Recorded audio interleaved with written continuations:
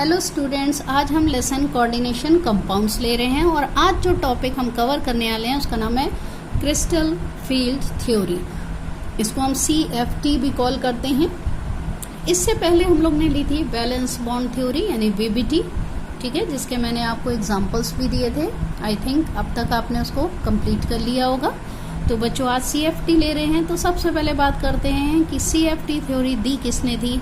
तो given by name of scientist H. Bethe and Van Vleck. बेटा CFT theory start करने से पहले हमें d ऑर्बिटल्स का कॉन्सेप्ट बहुत क्लियर होना चाहिए। तो एक बार हम पहले d सब शेल और d ऑर्बिटल्स की बात कर लेते हैं। हम सभी को पता है d सब शेल में कितने ऑर्बिटल्स होते हैं, 5। ठीक है बेटा, ये जो 5 के 5 ऑर्बिटल्स होते हैं, अगर आप देखिए तो मैंने एक साथ बनाए हैं। इट मीन्स इन सब की एनर्जी सेम है और सेम एनर्जी वाले जो d ऑर्बिटल्स होते हैं उनको कहते हैं डीजेनरेट ऑर्बिटल। ठीक है बच्चों, अब इनके नेम रख लेते हैं। तो पहले वाले का नाम होता है dxy, दूसरे का है dyz, तीसरे का है dxz, फोर्थ का है dx square minus Y square और लास्ट वन है dz स्क्वायर। अब इनका स्ट्रक्चर होता कैसे है वो देखते हैं। तो हमें पता है d ऑर्बिटल्स कैसे होते हैं, डबल शेप, यानी इसमें 2 डबल होते हैं। तो बेटा dxy जब लेते हैं, अगर ये x एक्सिस है ये y है, तो dxy क्या होगा, उसके जो दोनों डंबल हैं वो एक्सिस पे नहीं होंगे बल्कि एक्सिस के बीच में होंगे, ये देखिएगा। अब dyz, अगर ये y एक्सिस है ये z एक्सिस है, तो बच्चों yz क्या होगा, अगेन एक्सिस के बीच में है दोनों डंबल। dxz की बात करते हैं तो ये x एक्सिस ये z एक्सिस, तो अगेन देखिएगा दोनों डंबल मैंने कहाँ बनाए हैं, एक्सिस के बीच में। अब बात करते हैं dx square minus Y square की।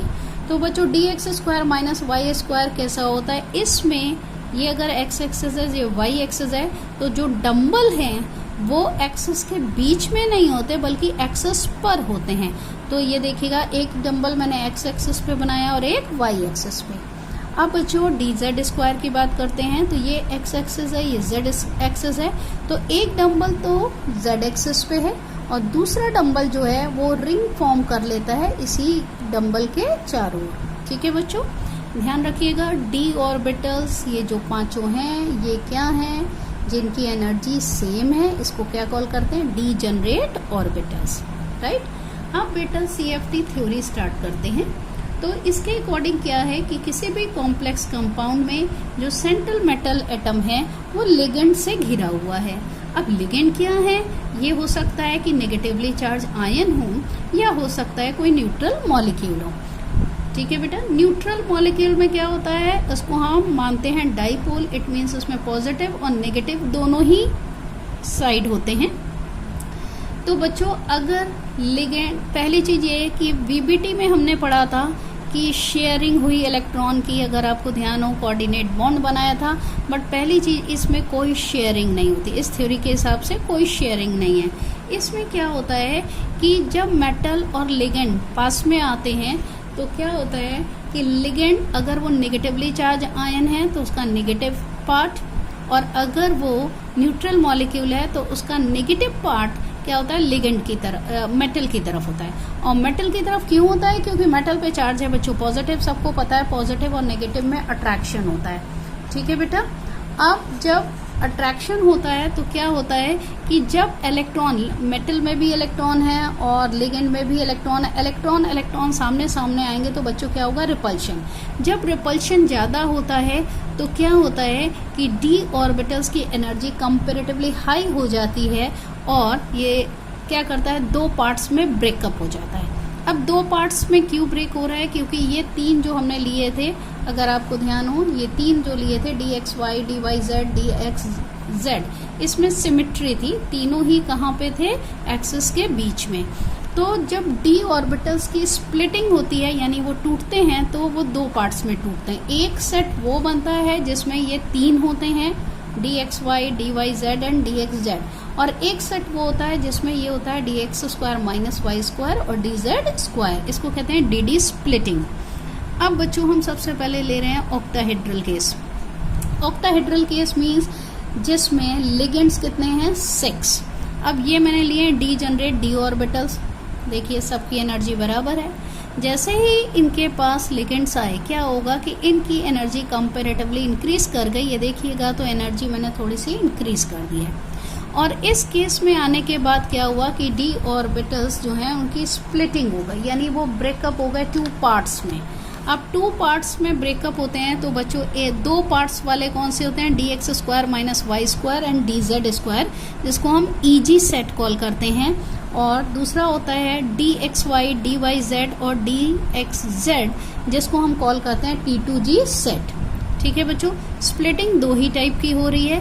तो इनकी जो एनर्जी है वो इनके कंपैरेटिवली हाई है। तो ये देखिएगा एनर्जी का लेवल इनका मैंने हाई कर दिया है, और T2G की एनर्जी इनसे लो है, वो नीचे कर दिया है।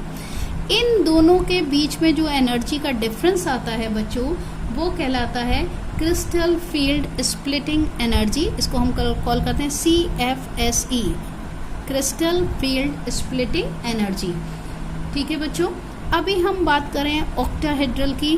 तो पहले तो CFSE यानी क्रिस्टल फील्ड स्प्लिटिंग एनर्जी को रिप्रेजेंट करते हैं हम डेल्टा साइन से। मैंने डेल्टा बनाया, लेकिन अगर आप देखो बेस में मैंने लिखा है O फॉर ऑक्टाहेड्रल। तो अभी हम ऑक्टाहेड्रल की बात कर रहे हैं तो इसलिए O लिखा है।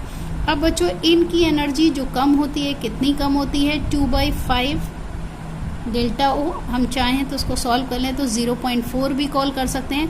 और इसकी एनर्जी जो हाई है वो कितनी हाई है, 3/5, इट मीन 0.6। तो ये तो स्प्लिटिंग हुई बच्चों ऑक्टाहेड्रल की, जिसमें EG और T2G सेट में हम इसको ब्रेकअप कर रहे हैं। हम चाहते हैं एक बार फिर से आप समझ लो बच्चों, ताकि ये बहुत अच्छे से समझ आ जाए। फर्स्ट वन क्या हुआ है, मेटल के पास आए लिगेंड। जैसे ही लिगेंड आए पास में तो क्या हुआ, जो डीजेनरेट डी ऑर्बिटल्स थी उनकी एनर्जी जो सेम थी उनमें स्प्लिटिंग हो गई, वो 2 पार्ट्स में ब्रेकअप हो गए।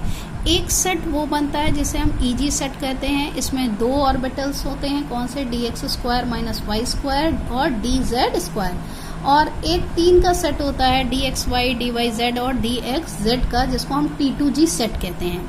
जब स्प्लिटिंग हो रही है तो क्या हो रहा है कि इनकी एनर्जी जो है हाई हो गई। क्यों हुई, क्योंकि अगर आप ध्यान से देखो तो ये इनकी एक्सेस पे थे और लिगेंड भी उधर ही हैं, तो कंपैरेटिवली इनके बीच में रिपल्शन ज़्यादा हुआ। जब इनका रिपल्शन ज़्यादा हुआ तो एनर्जी क्या होगा, इनकी ज़्यादा हो जाएगी। और इनमें रिपल्शन कम हुआ था इसके कंपैरेटिवली, तो इनकी एनर्जी कम रह गई। तो ये क्या हुआ कि 2 पार्ट्स में ब्रेकअप हो गए। तो ये सेट कहलाएगा EG सेट, ये कहलाएगा T2G सेट। और इनके बीच में जो एनर्जी का डिफरेंस है वो कहलाएगा crystal field splitting energy CFSE, जिसको हम डेल्टा साइन से देते हैं। मैंने यहाँ O लिख लिया। O क्यों लिखा, क्योंकि हम ऑक्टाहेड्रल की बात कर रहे हैं। अगर बच्चों इन दोनों की एनर्जी, अगर बेटा हम इसको कंपेयर करें तो इसकी जो एनर्जी होती है वो इसके कंपेरेटिवली 0.6 डेल्टा O ज़्यादा होती है और इसकी 0.4 डेल्टा O कम होती है। अब बच्चों हम टेट्राहेड्रल का केस लेते हैं। टेट्राहेड्रल का केस लें तो टेट्राहेड्रल कौन से होंगे, जिनमें लिगेंड्स कितने होंगे बेटा, 4। ठीक है बेटा, तो 4 लिगेंड्स वाला ले रहे हैं। तो पहले डी ऑर्बिटल्स डीजेनरेट, जिसकी सबकी एनर्जी इक्वल है। फिर जब इनके पास लिगेंड आए तो कंपैरेटिवली इनकी एनर्जी इंक्रीज कर गई। अब टेट्राहेड्रल केस में क्या होगा, अगेन स्प्लिटिंग होगी। लेकिन ध्यान दीजिएगा, ये जो 3 का सेट था जिसे हमने T2G कॉल किया था, इसकी एनर्जी और जिसका 2 ऑर्बिटल्स का सेट जिसको हमने EG कॉल किया था, पहली चीज तो उसमें G नहीं लेते हैं, तो इसे कहते हैं T2 और इसको कहते हैं E। तो T2 के जो ये 3 d ऑर्बिटल्स हैं, इनकी एनर्जी इन 2 ऑर्बिटल से ज्यादा होगी। तो इसको मैंने यहाँ देखिए दिखा दिया। और इन दोनों का जो डिफरेंस होगा वो कहलाएगा crystal field splitting energy of tetrahedral. तो इसीलिए डेल्टा T से इसको डिनोट करेंगे।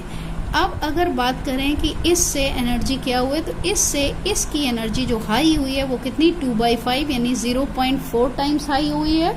और इससे इन 2 की एनर्जी जो कम हुई है वो कितनी हुई है, 3/5, इट मीन 0.6।